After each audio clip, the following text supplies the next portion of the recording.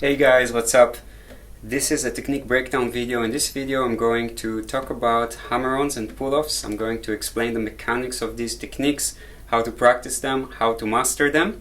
And I'm also going to talk specifically about the song Heart's Mystery, the tutorial for the song Heart's Mystery, and how to apply the fast hammer-ons and pull-off techniques in the context of that song. So I recently got a question regarding the Heart's Mystery tutorial. The question was about bar number 12, where you have this fast hammer-on and pull-off movement. How to perform this exactly. So what I'm going to do in this video, I will start by explaining the more basics of the hammer-on technique and the pull-off technique. And then I will also explain how to apply it in the context of Heart's Mystery, because there are a few extra details there that are specific to the chord sequence that is being played. Okay, let's get started. We'll start with hammer-ons. So hammer-ons, what happens in a hammer-on is that we play one string, one note, and then the next note we play, but we don't pick with the right hand. Okay, for example, I played the first note, and then at the second note I play only with the left hand without the right hand. Okay, that's a hammer-on, and that creates a very specific sound. So as you can see, it sounds different if I pick both notes. That sounds different to comparing if I hammer the second note. Okay, so you see it has a different kind of sound. In musical terms it's called legato. So it means that the notes are more connected to one another, while picking all of them you have a bit more of a separated sound between the notes. There's like a short pause between them. Technically speaking, to perform the hammer-on, we literally need to make a kind of a hammer movement. So for example, if we hammer from the first fret to the third fret, the ring finger has to come fast and strong. So the movement has to be precise, strong and fast. Otherwise, what happens if you do it too slow, you choke the string and then there is no sound. So basically what we want to do is to keep the momentum of the vibration of the string from the first note, while just changing basically the pitch by changing the fret. So in order to make that happen, you want to practice the movement itself. First do it with the index to ring finger, like here. And notice that the index finger stays the whole time, we don't lift it. Okay, that will be the first hammer-on practice, and then the second practice would be from an open string to the index finger. That's a little bit harder. It's a little bit harder, you need a little bit more force there.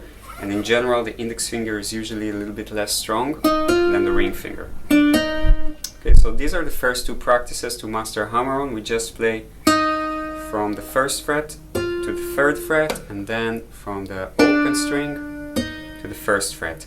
Okay, that would be your first practice, and try to do it a few times in a row to build the muscle memory. Okay, notice strong, fast movements. Alright, that's the hammer-on. Let's talk about pull-offs. Pull-offs are the same idea. It's also legato in musical terms, but technically speaking we go the other way around.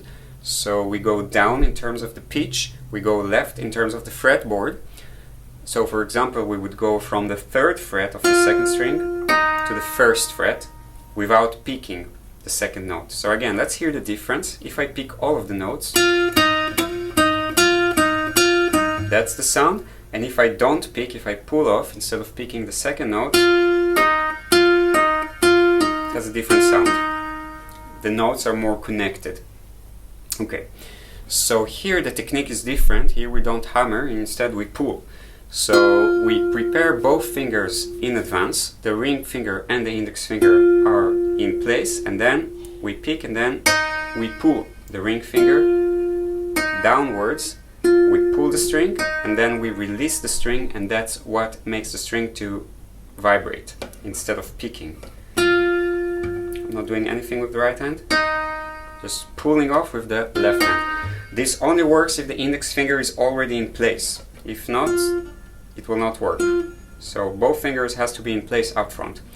the practice here would be the same. We go from the 3rd fret with the ring finger to the 1st fret with the index finger, and then from the index finger to the open string.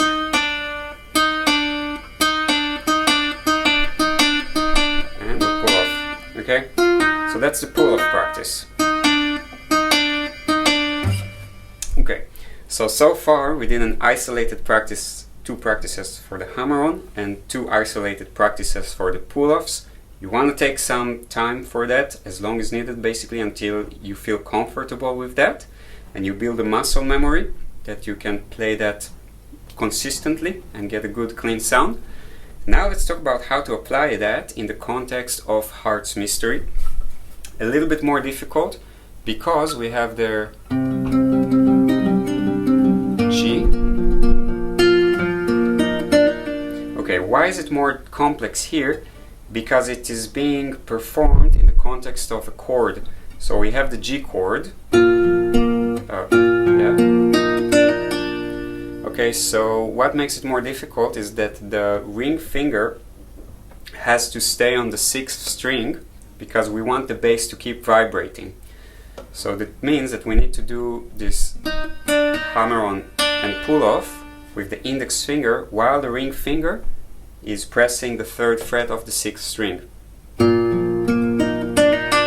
Okay, if you will lift the finger in the middle, you see you lose the vibration of the bass note, and that's not so nice. So it's just a little bit extra coordination. Also in terms of the muscles, it's a little bit more difficult. So a good practice for that would be at first just to practice holding the 3rd fret of the 6th string with the ring finger while doing this. Open string, hammer on, pull off. Open string, that's the 2nd string, hammer on, pull off. Okay, and I do that while the ring finger is here.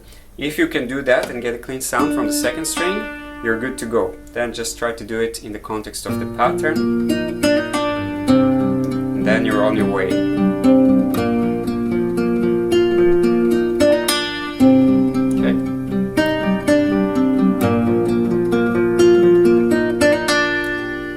That would be the stages to mastering the hammer-ons and pull-off techniques in the context of the song Heart's Mystery.